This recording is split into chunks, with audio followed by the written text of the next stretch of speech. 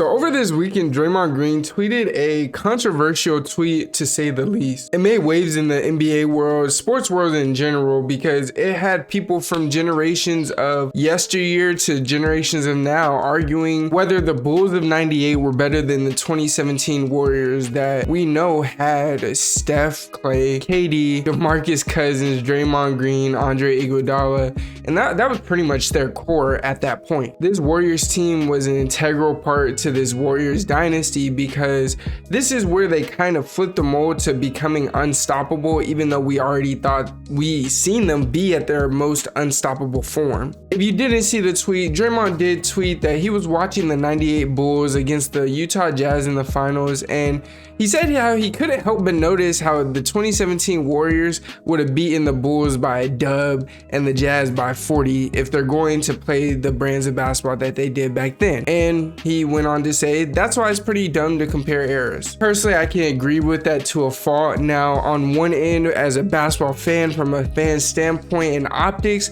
it's fun to compare eras because that what if is always one of those things that's just a fantasy and always makes hoop discussions fun for any hoop fan, whether you're a casual fan or even the deepest of hoop fans. Even the deepest of hoop fans, they act like they don't want to go into the all-time list or compare eras, and they try to high road you and tell you how it's dumb to compare this guy and this guy because of X, Y, and Z, but somehow, someway they still make their list. Everybody loves to do it. I love to do it, but I will agree with him. It is pretty dumb to compare eras because of the fact that basketball changes every 10 to 15 years. So to compare 2022 right now basketball to 2012 basketball just 10 years ago, it's a vastly different brand of basketball. I remember being in high school in 2012, and that's around the time Derrick Rose was at his peak. Stephen Curry was starting to make his name and really rise among the ranks, but the Warriors, their main guy was still Monte Ellis at that time, if I remember right. Monte might have been gone at that point, but in any case, during that time, it was LeBron's reign with the Heat. The Spurs' big three were still going crazy, so basketball was very, very different just 10 years ago. So imagine 20, 30 years ago, and imagine 2017 basketball compared to 90s basketball. So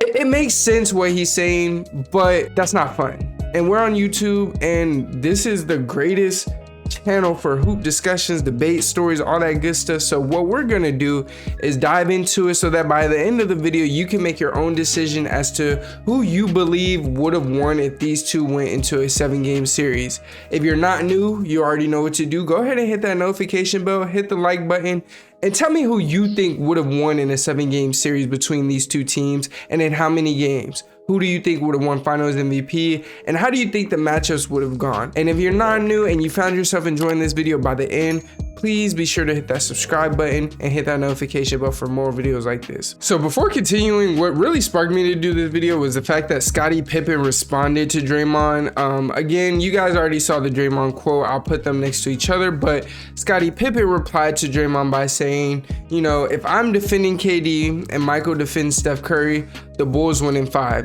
Draymond, well, he could guard himself, which is kind of disrespectful, but I won't even go there. I'm sure most people, players, whatever, would say that just to joke on Draymond. But as basketball fans, we know what Draymond really does bring to the table. It's for the memes, bro. Come on now. Now, I have to say, I respectfully, no, scratch that. I disrespectfully disagree with Scottie Pippen, because if we're being honest, the way you're saying if I'm guarding KD, now Scottie, it's understood you're an amazing defender. You were 10-time defensive player of the year. No one's taking anything like that from you, but 27 KD was a different type of monster. Now, I can hear you out when you say we just got to defend them like the Celtics did this year, but that was, for one, the only time we've really seen KD be really stoppable, and two, and again, that's not 2017 KD, that's post Achilles tear KD. 2017 KD was a problem. Now, he couldn't stop LeBron because he doesn't play the best defense, but LeBron couldn't stop him either, and we know how good LeBron is on defense. I would argue that LeBron is a better defender than Scottie Pippen, so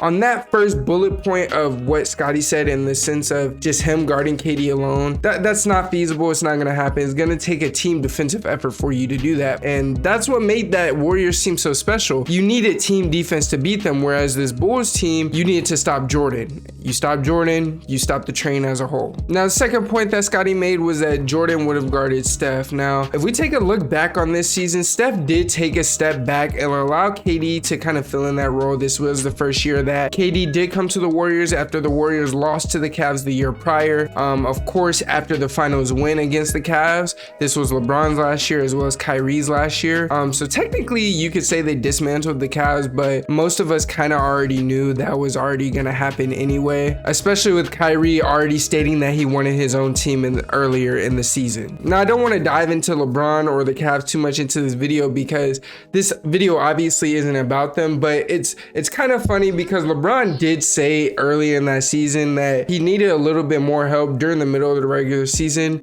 Yes, the Cavs starting five did include Kyrie and K-Love, but LeBron understood KD, Steph, Draymond, and Klay. That's a problem, and that's a hard problem to deal with just three All-Stars, Hall of Famers on one team. And the reason I say that is because majority of NBA fans and stuff no, let me not say NBA fans, LeBron haters and people that don't pay attention to basketball or understand basketball as well as they should. Let me not say basketball, the NBA as well as they should.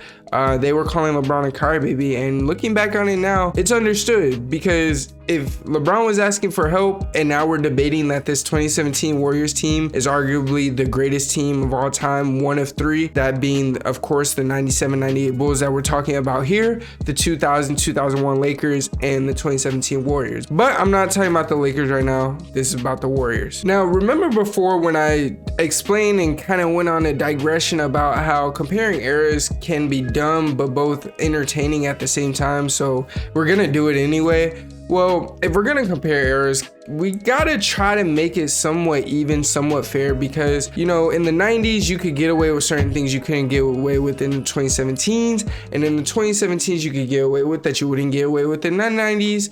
The referees, they called the game very differently. The pace was very different. But if we're talking strictly the brand of basketball those teams played, take out the equation of the different types of refereeing, the different types of calls and things of that nature, even with today's calls where they're softer calls and Jordan potentially going to the free throw line 30 plus times a game, Jordan can do that, but the rest of the team can't hold in the other bargain of the scoring load the way the Warriors could. In 1997, the Chicago Bulls had a pace factor of 89, which was in the bottom half of the league, 22nd out of 29th. The pace factor is basically the team's estimate of the number of possessions per 48 minutes. So it's pretty much a good snapshot or a good look into how many possessions a team will have per game. Now, with the Bulls having only 89 possessions, that's a potential for not too many points, the way that, you know, the 2017 Warriors, their pace score was a 99.6.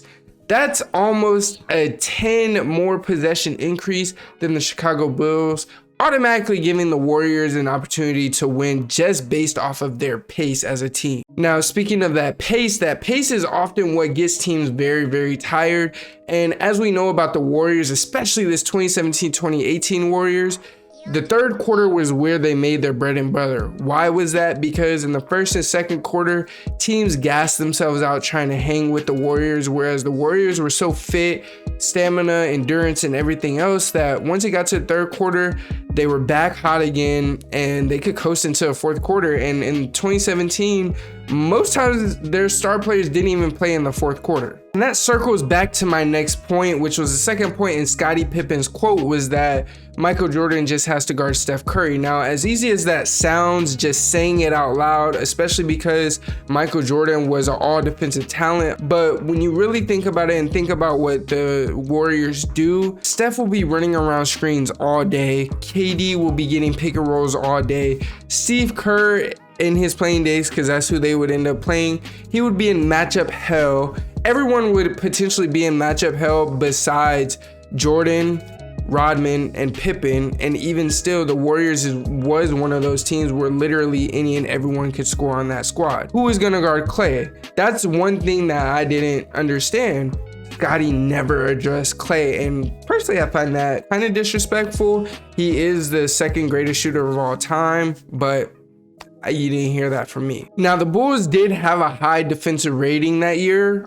They were third in the league with a 99.8 defensive rating. Their offensive rating wasn't all that high. Same with the Golden State Warriors. It was vice versa, where they were third in the league for their offensive rating, and they were 11th in the league for their defensive rating. Now we're not used to the Warriors being closer to the middle of the pack defensively, but personally, that might be attributed to getting KD and knowing KD. He's not the biggest defender that you're gonna get on your squad. Now, if the Warriors end up playing team defense on Michael Jordan to where you mix up Clay, Andre Iguodala, and maybe even Draymond sometimes to rough him up here and there to guard him, I think the Warriors have a good chance to beat them in 4, an amazing chance. In fact, I think they would beat them in 4. And if it does go to 5, the Warriors are still winning that game. I'm sorry to tell you old heads, but this new brand of basketball is just different. These new hoopers are different. Steph Curry is an animal that a guy like Michael Jordan or Scottie Pippen has never seen. Yes, I do understand and know that there were some three-point demons back then. I do understand there were people back then that are similar to players of today. But overall, what I'm getting to is the fact that the skill that the players had then, the players now have that, but it's also coupled with the pace, the faster paced brand of basketball that sees a lot more shots, sees a lot more threes going in, and a lot less trips to the free throw line, unless you're James Harden or Joel Embiid. But for now, that's all I got for you guys. Let me know what you guys think in the comments. Again, if you're new and you found yourself enjoying this video by the end, go ahead and hit that subscribe button for me. It means the absolute world to me. Also, let me know who you guys think would really win in a series. Like, give me your reason, detailed explanations, all that good stuff. Until next time, it is your boy TB with the greatest hoop stories on the tube, and I'm out. Peace.